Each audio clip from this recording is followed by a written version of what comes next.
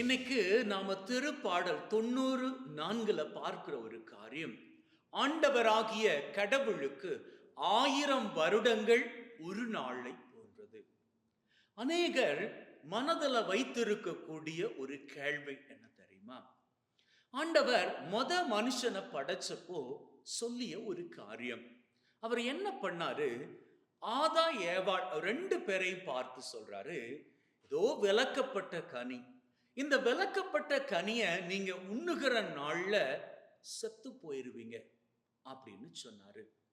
அப்படி சொன்னதுக்கு அப்புறமாக ஆண்டவராகிய கடவுள் அவர்கள் அந்த விலக்கப்பட்ட கனியை உண்டாலும் கூட அவர்கள் சாகாதபடிக்கு அவர்களை தண்டிச்சு தரத்திடுறாரு அப்படின்னு தான் வேதத்துல படிக்கிறோம். அப்படின்னா ஆண்டவர் தான் சொன்ன வார்த்தைகள்ல பொய்த்து போனாரா அப்படின்னு கூட எண்ணக்கூடும்.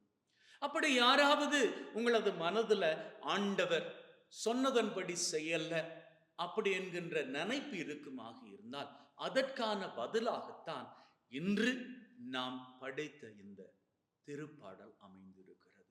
திருப்பாடல் 94 சொல்லுகிறது, 1000 வருடங்கள் கடவுளது பார்வையில் ஒரு நாளுக்கு சமமாகும். ஆதாம் ஏவாள் காலத்துல மனுஷன் 1000 வருடங்கள் வாழ்ந்தான் அப்படின்னு நாம அறியக்கூடியதாக இருக்கிறது. அதற்கப்புறமாகத்தான் மனிதனினுடைய ஆயுள் நாட்கள் குறைந்து குறைந்து குறைந்து இன்னைக்கு 100 வயசு வரைக்கும் வாழுவது அப்படி என்பதே பெரிய ஆச்சரியின் காரியம் அப்படின்னு நாம கருதக்கூடிய அளவுக்கு மனிதனினுடைய வயது குறைந்து விட்டு போய்கிட்டே இருக்குது. இப்போ ஆண்டவர் சொன்ன கட்டளைக்கு வருவோம். ஆண்டவர் என்ன சொன்னாரு? ஆதாம் ஏவாளை பார்த்து என்ன தெரியுமா சொன்னாரு? நீங்க விலக்கப்பட்ட கனியை உண்ணுகிற நாள்ல சாகவே சாவீர்கள். ஆண்டவர் சொன்ன வார்த்தையில ஆண்டவர் பொய்க்கல்ல. ஆண்டவர் சொன்னபடியே ஆதாம் கிட்டத்தட்ட ஒரு 1000 வருஷங்கள் வாழ்ந்து இருப்பான் அப்படின்னு வச்சுப்போமே. 1000 வருடங்கள் அப்படி என்பது ஆண்டவருக்கு வெறும் ஒரு நாளுக்கு சமம்.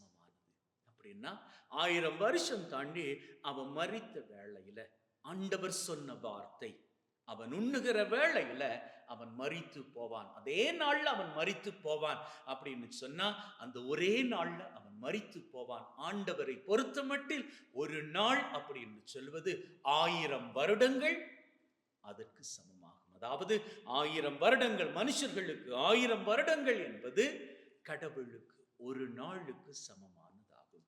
ஆகவே அன்பின் உள்ளங்களே, இதை நன்றாக கவனித்து பார்ப்பீர்களாக இருந்தால், ஒரு வேளையில மனுஷன் அந்த விலக்கப்பட்ட கனியை உண்ணாது இருந்திருந்தால் மனிதனது ஆயுள் நாட்கள் அன்னைக்கு வெறும் 1000 ஆண்டுகள். ஒருவேளை அவன் அந்த விலக்கப்பட்ட கனியை உண்ணாது இருந்திருந்தால் அவனது ஆயுள் நாட்கள் எத்தனை 1000 வருடங்களாக இருந்திருக்கும். இன்னைக்கு நாம 1000 வருட காலங்கள் வாழ வேண்டும் அப்படின்னு சொல்லி எல்லாரும் விரும்புகிறோமோ இல்லையோ தெரியவில்லை.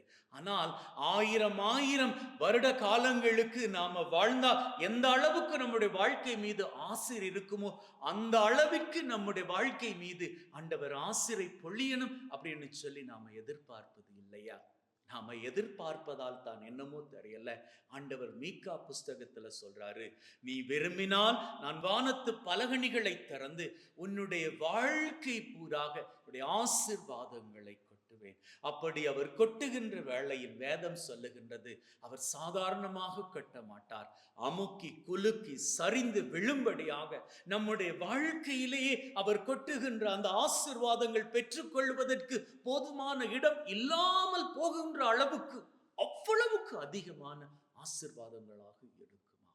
அன்பின் உள்ளங்களை, நாம் வாழப் போகின்ற நாட்கள் வருடங்கள் எத்தனை அப்படி என்று நமக்கு தெரியாது. ஆனால் வாழுகின்ற நாட்கள் பூராகவும் அவரது ஆசீரோடு வாழணும் இல்லையா?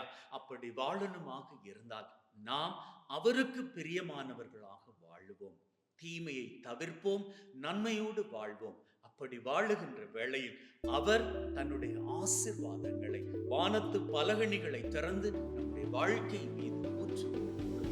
நம் வாழ்க்கையில் சிகரங்களை உயரங்களாக